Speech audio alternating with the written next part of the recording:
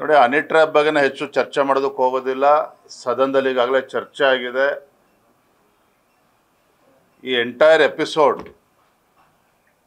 ಇದ್ರ ಬಗ್ಗೆ ಏನು ಚರ್ಚೆ ಆಗ್ತದೆ. ಆಡಳಿತ ಪಕ್ಷದಲ್ಲಿ ಮುಖ್ಯಮಂತ್ರಿ ಕುರ್ಚಿ ಗಾದಿಗೇನು ಪೈಪೋಟಿ ನಡೀತಾ ಇದೆ ಕಾಂಗ್ರೆಸ್ ಪಕ್ಷದಲ್ಲಿ, ಅದರ ಸುತ್ತುವರೆದಿರ್ತಕ್ಕಂಥ ಈ ಪ್ರಕರಣ ಇದು. ಅವ್ರು ಕಂಪ್ಲೇಂಟ್ ಕೊಡಲಿ, ಕಂಪ್ಲೇಂಟ್ ಮೇಲೆ ತನಿಖೆ ಆಗಲಿ, ಅದ್ರ ಬಗ್ಗೆ ಏನೇನಾಗ್ತದೆ ನೋಡೋಣ. ಎಲ್ಲ ಸಚಿವರೇ ಇವತ್ತು ಹೇಳಿಕೆನ ನೀಡ್ತಾ ಇದ್ದಾರೆ. ಆದರೆ ಇವತ್ತು ಚರ್ಚೆ ಆಗಬೇಕಾಗಿರ್ತಕ್ಕಂಥದ್ದು, ರಾಜ್ಯದಲ್ಲಿ ಇವತ್ತು ಕಾಂಗ್ರೆಸ್ ಸರ್ಕಾರ ಅಧಿಕಾರಕ್ಕೆ ಬಂದಾಗಿನಿಂದ ಏನು ಅಲ್ಪಸಂಖ್ಯಾತರ ಓಲೈಕೆ ರಾಜಕಾರಣ ನಡೀತಾ ಇದೆ. ನಾನು ಮೊನ್ನೆ ಬೆಂಗಳೂರಿನಲ್ಲೂ ಕೂಡ ಹೇಳಿದ್ದೇನೆ, ಭಾರತೀಯ ಜನತಾ ಪಾರ್ಟಿ ಮುಸಲ್ಮಾನರ ವಿರೋಧಿಗಳಲ್ಲ. ಆದರೆ ಮುಸಲ್ಮಾನರಿಗೆ ತೃಪ್ತಿ ಮಾಡ್ತಕ್ಕಂಥ ನಿಟ್ಟಿನಲ್ಲಿ ಹಿಂದೂಗಳಿಗೆ ಅಪಮಾನ ಮಾಡ್ತಕ್ಕಂಥ ಕೆಲಸ ಏನು ರಾಜ್ಯದ ಮುಖ್ಯಮಂತ್ರಿಗಳು ಕಾಂಗ್ರೆಸ್ ಸರ್ಕಾರ ಮಾಡ್ತಾ ಇದೆ, ಇದು ಅಕ್ಷಮ್ಯ ಅಪರಾಧ. ಇದರ ವಿರುದ್ಧ ಭಾರತೀಯ ಜನತಾ ಪಾರ್ಟಿನ ಹೋರಾಟವನ್ನು ಕರೆ ಕೊಡ್ತಾ ಇದ್ದೇವೆ. ಇದು ಬಜೆಟ್ನಲ್ಲೂ ಕೂಡ ತಾವು ನೋಡಿದಿರಿ. ಇವತ್ತು ರಾಜ್ಯದ ಸಮಗ್ರ ಅಭಿವೃದ್ಧಿ ಬಗ್ಗೆನೂ ಕೂಡ ಚಿಂತನೆ ಇಲ್ಲ. ಬಜೆಟ್ ಏನು ಮಾನ್ಯ ಮುಖ್ಯಮಂತ್ರಿಗಳು ಓದಿದ್ದಾರೆ, ಅಲ್ಪಸಂಖ್ಯಾತರ ಓಲೈಕೆ ಬಿಟ್ಟರೆ ಇನ್ನೇನೂ ಕೂಡ ಈ ಬಜೆಟ್ನಲ್ಲಿಲ್ಲ. ಯಾವುದೇ ಕ್ಷೇತ್ರದ ಅಭಿವೃದ್ಧಿಗೋಸ್ಕರ, ಕಲ್ಯಾಣ ಕರ್ನಾಟಕ ಇರ್ಬೋದು, ಕಿತ್ತೂರು ಕರ್ನಾಟಕ ಇರ್ಬೋದು, ರಾಜ್ಯದ ಒಂದು ಸಮಗ್ರ ಅಭಿವೃದ್ಧಿ ದೃಷ್ಟಿಯಿಂದ ಯಾವುದೇ ಒಂದು ಚಿಂತನೆ ಇಲ್ಲದೆ ಇರ್ತಕ್ಕಂಥ, ಒಂದು ದೂರದೃಷ್ಟಿ ಇಲ್ಲದೆ ಇರ್ತಕ್ಕಂಥ ಬಜೆಟನ್ನು ಒಬ್ಬ ಅನುಭವಿ ಮುಖ್ಯಮಂತ್ರಿಗಳಿಂದ ಯಾರೂ ಕೂಡ ನಿರೀಕ್ಷೆ ಮಾಡಿರಲಿಲ್ಲ.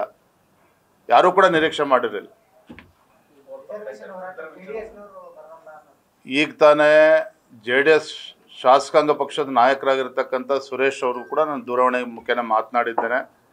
ಇವತ್ತು ನಾಳೆ ಕಾರ್ಯಕ್ರಮ ಮುಗಿಸ್ಕೊಂಡು ಬೆಂಗಳೂರಿಗೆ ಹೋದ ನಂತರ ನಾನು ಮಾನ್ಯ HD ಕುಮಾರಸ್ವಾಮಿ ಅವ್ರ ಜೊತೆನೂ ಕೂಡ ಚರ್ಚೆ ಮಾಡ್ತೇನೆ. ಸುರೇಶ್ ಬಾಬು ಹತ್ರ ಚರ್ಚೆನೂ ಕೂಡ ಮಾಡಿದ್ದೇನೆ. ಎಲ್ಲವೂ ಕೂಡ ಸರಿ ಇದೆ, ನೀವು ಅಂದ್ಕೊಂಡ ರೀತಿ ಏನಿಲ್ಲ. ಅವರು ಕೂಡ ಬೆಂಬಲ ನೀಡ್ತಾರೆ ಅನ್ನುವ ನಿರೀಕ್ಷೆ ನಮ್ದಿದೆ. ಹೇಳೋಣ ಬೇರೆ.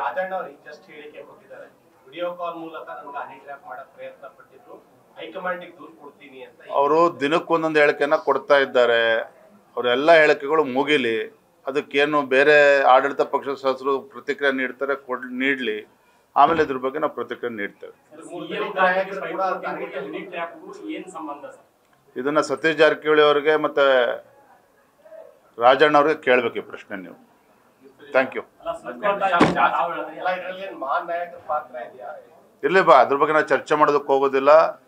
ಕಾಂಗ್ರೆಸ್ನಲ್ಲಿ ಇವತ್ತೇನು ಆಂತರಿಕ ಗೊಂದಲದಿಂದ ಇವತ್ತೇನೇನು ಪ್ರಕರಣಗಳು ಹೊರಗೆ ಬರ್ತಾ ಇದೆ, ಎಲ್ಲವೂ ಕೂಡ ಬಹಿರಂಗ ಆಗಲಿ. ನಾನು ಕಳೆದ ಕೆಲವು ತಿಂಗಳುಗಳಿಂದನೇ ಹೇಳಿದ್ದೆ, ಮುಂದಿನ ದಿನಗಳಲ್ಲಿ ಕ್ಷಿಪ್ರ ರಾಜಕೀಯ ಬೆಳವಣಿಗೆಗಳು ನಡೀತದೆ ಅನ್ನುವ ಮಾತನ್ನು ಕೂಡ ಹೇಳಿದ್ದೆ. ಇವತ್ತು ಈ ರೀತಿ ಬೆಳವಣಿಗೆಗಳು ಕೂಡ ತಾವು ಗಮನಿಸ್ತಾ ಇದ್ದೀರಿ. Thank you.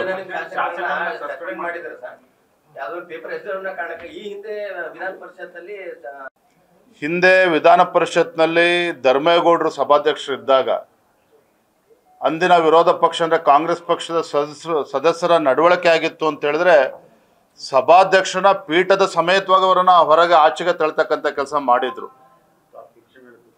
ಕುರ್ಚಿ ಮೇಲೆ ಕೂತಿದ್ದಂಥ. ಇದು ಹಿಂದೆ ನಡೆದಿದೆ. ಆದರೆ ನಾನು ಇವತ್ತೇನು ಹೇಳಕ್ಕೆ ಹೊರಟಿದ್ದೇನೆ ಅಂತ ಹೇಳಿದ್ರೆ, 18 ಶಾಸಕರ ಅಮಾನತನ್ನು ಯಾವುದಕ್ಕೋಸ್ಕರ ಮಾಡಿದ್ದಾರೆ? ನಾವು ಈ ಕಾಂಗ್ರೆಸ್ ಸರ್ಕಾರದ ಅಲ್ಪಸಂಖ್ಯಾತ ತುಷ್ಟೀಕರಣದ ನೀತಿಯ ವಿರುದ್ಧ ನಮ್ಮ ಶಾಸಕರು ಧರಣಿ ಮಾಡಬೇಕಾದ್ರೆ, ಬೇರೆ ವಿಚಾರಗಳನ್ನು ತೆಗೆದುಕೊಂಡು ಹೋರಾಟ ಮಾಡಬೇಕಾದ್ರೆ, ಸಭಾಧ್ಯಕ್ಷ ಯಾರನ್ನೂ ಕೂಡ ಆ ಮಾರ್ಷಲ್ಗಳನ್ನ ನೋಡಿದ್ದೀರಿ ಎಲ್ಲರೂ ಕೂಡ. ನೀವು ಮಾರ್ಷಲ್ಗಳು ನಮ್ಮ ಶಾಸಕರನ್ನ ತಡೆಯೋಕ್ಕೆ ಪ್ರಯತ್ನ ಮಾಡಿದಾಗ ಸ್ಪೀಕರ್ ಅವರೇ ಬಿಡಿ ಅಂತೇಳಿ ಬಿಡಿಸಿದ್ದಾರೆ. ಆದರೆ ಒಟ್ಟಾರೆಯಾಗಿ ಶಾಸಕರ ವರ್ತನೆ ಸರಿಯಾಗಿರಲಿಲ್ಲ ಅನ್ನುವ ಅಭಿಪ್ರಾಯ ಸದನದ ಸಭಾಧ್ಯಕ್ಷರಿಗೆ, ಸ್ಪೀಕರ್ಗೆ ಬಂದಿದ್ದೇ ಆದರೆ ಅವರಿಗೆ ಅಧಿಕಾರ ಎಷ್ಟಿದೆ ಅದಕ್ಕೆ ಸೀಮಿತವಾಗಿ ಅವರು ಆದೇಶವನ್ನು ಮಾಡಬೇಕಾಗಿತ್ತು. ಆ ಅಧಿವೇಶನದಲ್ಲಿ ಮೊನ್ನೆ ನಡೆದಂಥ ಅಧಿವೇಶನ ಎಷ್ಟು ದಿನಗಳ ಕಾಲ ಇತ್ತು? ಇನ್ನು 2 ದಿನ ಇದೆ, 2ಕ್ಕೆ ಅಮಾನತು ಮಾಡ್ಬೋದಿತ್ತು. 1 ದಿನ ಇದ್ದರೆ 1 ದಿನಕ್ಕೆ ಅಮಾನತು ಮಾಡ್ಬೋದಿತ್ತು. 6 ತಿಂಗಳು ಅಮಾನತು ಮಾಡೋದು ಕಾನೂನು ಬಾಹಿರವಾಗಿರ್ತಕ್ಕಂಥದ್ದು. ಈಗಾಗಲೇ ನಮ್ಮ ಹಿಂದಿನ ಸ್ಪೀಕರ್ ಆಗಿದ್ದಂಥ ವಿಶ್ವೇಶ್ವರ ಹೆಗಡೆ ಕಾಗೇರಿಯವರು ಕೂಡ ಮತ್ತು ಬೇರೆ ಬೇರೆ ಎಕ್ಸ್ಪರ್ಟ್ಸ್ಗಳು ಕೂಡ ಅಭಿಪ್ರಾಯ ಕೊಟ್ಟಿದ್ದಾರೆ. ಅಮಾನತಿನ ಜೊತೆಗೆ 6 ತಿಂಗಳು ಅಮಾನತಿನ ಜೊತೆಗೆ ಏನೇನೋ ಕಂಡೀಷನ್ಸ್ಗಳು ಹಾಕಿದ್ದಾರೆ. ಕಮಿಟಿ ಮೀಟಿಂಗ್ಗಳಲ್ಲಿ ಭಾಗವಹಿಸೋ ಹಾಗಿಲ್ಲ, ನಾಳೆ ಪುರಸಭೆ ಮತ್ತೊಂದು ಚುನಾವಣೆ ಬಂತು ಅಂತ ಹೇಳಿದ್ರೆ ವೋಟ್ ಹಾಕೋಗಿಲ್ಲ. ಇದು ಸಂಪೂರ್ಣವಾಗಿ ಸಂವಿಧಾನ ವಿರೋಧಿ ನಡೆ. ಹಾಗಾಗಿ ನಾವು ನಿನ್ನೆ ಆಗ್ರಹ ಮಾಡಿದ್ದೇವೆ, ಒತ್ತಾಯ ಮಾಡಿದ್ದೇವೆ, ಮನವಿ ಮಾಡಿದ್ದೇವೆ.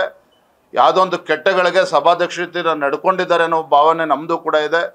ಮತ್ತೊಮ್ಮೆ ತಮ್ಮ ಮೂಲಕ ಮಾನ್ಯ ಗೌರವಾನ್ವಿತ ಸಭಾಧ್ಯಕ್ಷರಿಗೆ ವಿನಂತಿ ಮಾಡ್ತೇವೆ, ಖಂಡಿತ ಈ ರೀತಿ 6 ತಿಂಗಳು ಅಮಾನತ್ ಮಾಡಿರ್ತಕ್ಕಂಥದ್ದು ಆ ಕ್ಷೇತ್ರದ ಮತದಾರರಿಗೆ ಅಪಮಾನ ಮಾಡಿದಾಗೆ. ಹಾಗಾಗಿ ತಮ್ಮ ನಿರ್ಧಾರವನ್ನು ಹಿಂತೆಗೆದುಕೊಳ್ಬೇಕು ಅಂತೇಳಿ ಮನವಿ ಮಾಡಿದ್ದೇವೆ. ಅವರು ಕೂಡ ಪತ್ರಿಕೆಗಳನ್ನ ಹೇಳಿಕೆಯನ್ನು ಕೂಡ ಗಮನಿಸಿದ್ದೇನೆ, ಸಕಾರಾತ್ಮಕ ಸ್ಪಂದನೆ ಮಾಡಿದ್ದಾರೆ. ಶಾಸಕರುಗಳು ಮನವಿ ಕೊಡಲಿ, ನಾನು ಹಿಂತೆಗೆದುಕೊಳ್ತೇನೆ ಅನ್ನೋ ಮಾತನ್ನು ಕೂಡ ಪತ್ರಿಕೆಯಲ್ಲಿ ಹೇಳಿದ್ದಾರೆ. ಎಲ್ಲವೂ ಕೂಡ ಸರಿ ಹೋಗ್ತದೆ ಅನ್ನೋ ವಿಶ್ವಾಸ ನಮಗಿದೆ. ಧನ್ಯವಾದ. Thank you. ನ್ಯೂಸ್ ಫಸ್ಟ್ ನಿರ್ಭೀತಿಯಿಂದ ನಿಮ್ಮ ಪರವಾಗಿ.